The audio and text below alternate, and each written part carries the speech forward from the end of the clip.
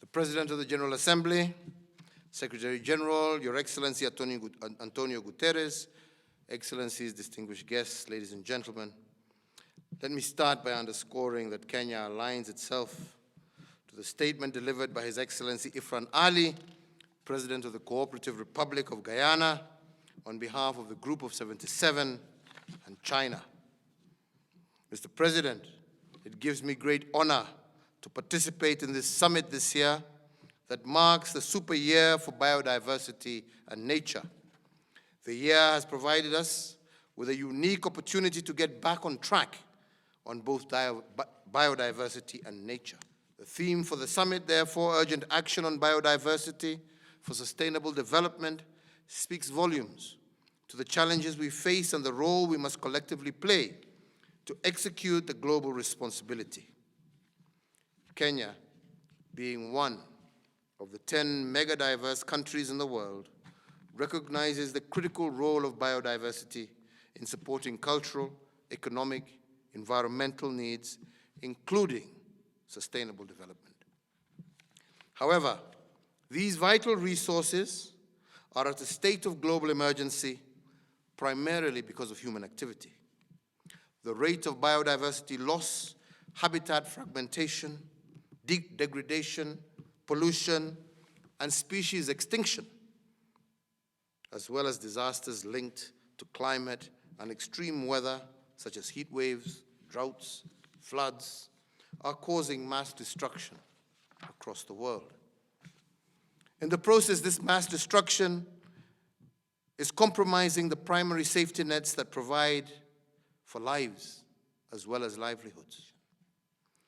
It is therefore critical that the United Nations Human Settlement Program, UN Habitat, and the United Nations Environmental Program, UNEP, among other global bodies, such as the Convention of the International Trade on Endangered Species, are empowered to take up the challenges in a holistic manner.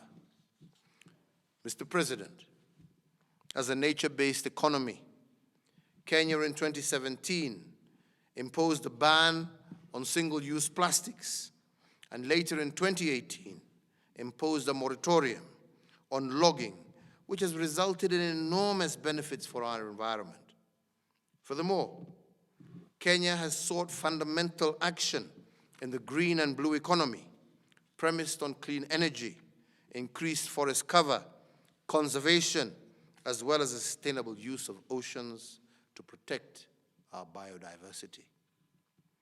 Importantly, we wish to note that with the support of the United Nations Environmental Program, Kenya is among the 92 countries that have submitted their 6th national report to the Convention on Biodiversity, which encapsulates the progress, achievements made, and measures taken to address gaps in the implementation of the Aichi biodiversity targets.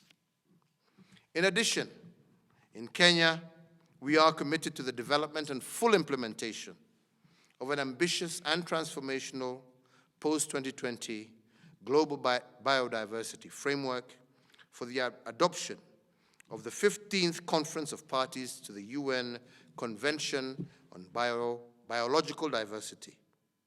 This will be key to reaching the SDGs, informed by the best available science, research, as well as indigenous and traditional knowledge. In this regard, Mr. President, we call for urgent action to halt and reverse the destruction of nature. This will accelerate the achievements of the Sustainable Development Goals and the biodiversity targets that expire this year. We must all work together, Mr. President, with scaled-up ambition, through partnerships, collaborations, and cooperation.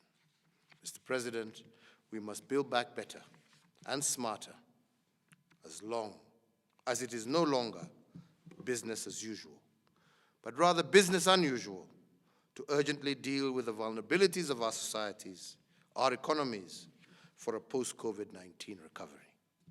A recovery that must put us back on track and promote harmony between people and nature.